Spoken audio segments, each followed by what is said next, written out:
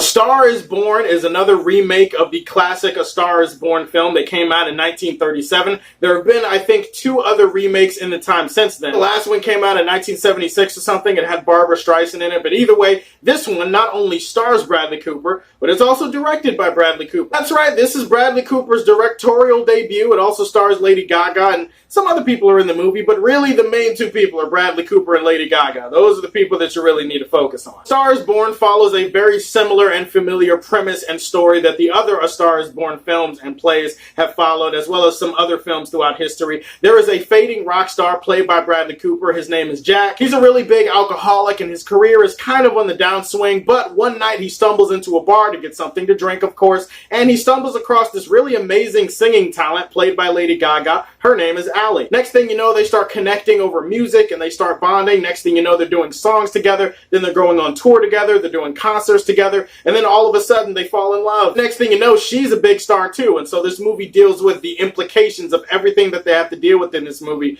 both professionally and personally. For the sake of this review, I'm not going to get into any comparisons with the other A Star is Born films or remakes or whatever. I'm going to let this film stand on its own. I'm going to let it be its own thing. This is a film that absolutely deserves to be judged on its own merit. It deserves to be looked at through its own lens, and I don't want to cloud the issue by looking at what came before it. A lot of people, when they think about Bradley Cooper nowadays, they think, oh yeah, that's Rocket from Guardians. Yeah, he's awesome. Don't get me wrong, Bradley Cooper is pretty awesome as Rocket, but a lot of people don't seem to realize that Bradley Cooper is actually one of the most versatile and talented actors of the last decade plus. Dude has been in a whole slew of different type of films and genres, and in this film, obviously he's directing it. I can say that not only does he give probably one of the best performances of his career, he also directs the absolute shit out of this movie. The direction for this film is outstanding. Bradley Cooper knocked it out of the park. In fact, he probably knocked it into another park somewhere on the other side of the city. The best thing about his direction in this film is that everything in the film feels authentic and everything feels earned. There's not a single frame or a single shot that feels out of place or anything that feels rushed or anything that feels a little bit too slow. Everything is paced and edited exactly the way it needs to be for that scene to be the best version of whatever scene they're trying to pull off. And when I say that everything feels authentic in the film, that not only goes for the direction and the performances, that also goes for the music, that goes for the set design.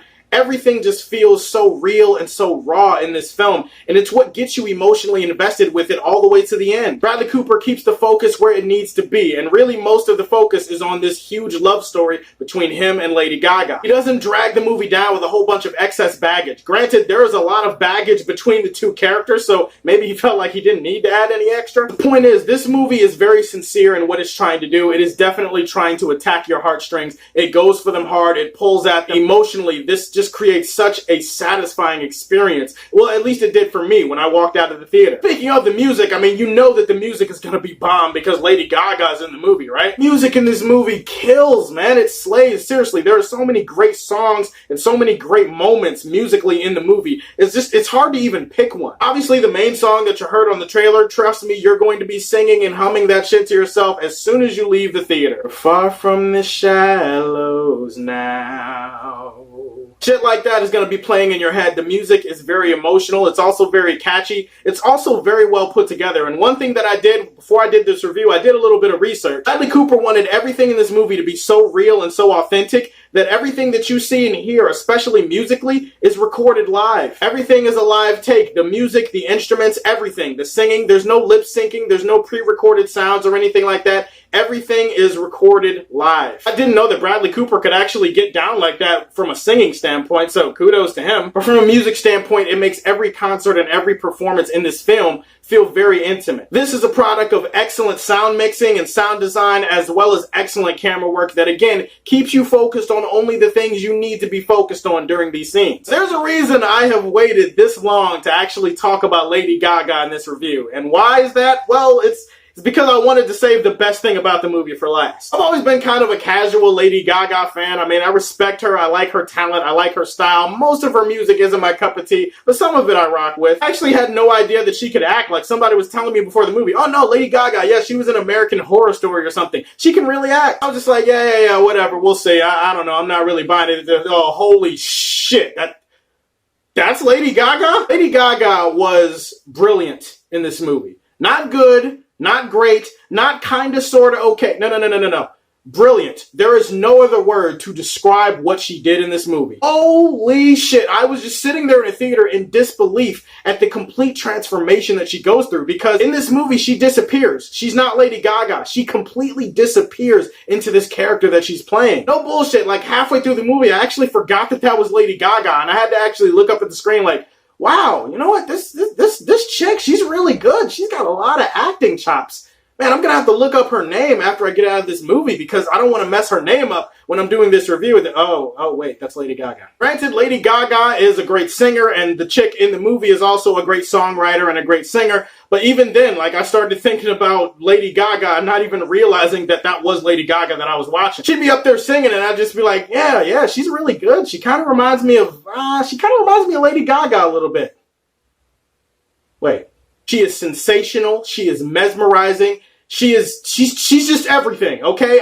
There's really no words that I can actually say that is going to do it justice. This is something that you just need to experience for yourself. Don't take my word for it. Just go see the movie and walk out of the theater and tell me what you thought about Lady Gaga and her sensational performance. Really, the bulk of the movie is about this love story. It's about this romance. It's about the passion for the music that brings them together. In that way, it makes the chemistry feel very natural, very magnetic. It's really just about the baggage between these two people who are very damaged, but they're damaged in different ways, and they both do different things to each other and for each other to try to help each other out through this situation. The only real issue with the film is that, again, it is a very similar premise. It's a very familiar concept. It's a remake, so we have seen this before. We've seen this story before, and definitely there's a strong sense of foreshadowing in the movie. There's definitely a few things that are set up in the beginning of the movie that are supposed to pay off later, and I'm not gonna lie, it did take some of the punch and some of the sting out of certain things that happened in the movie, because I saw them coming, and then they happened exactly the way I thought they would,